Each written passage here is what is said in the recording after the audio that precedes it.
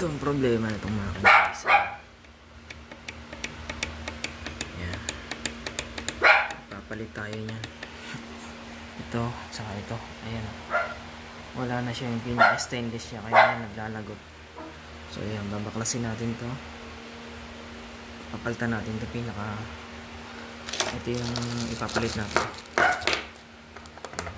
Isang set na. Ayan.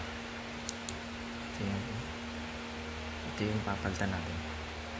Ito yung ipapalit natin dito. Sa high speed na take up track. Tanggalin natin.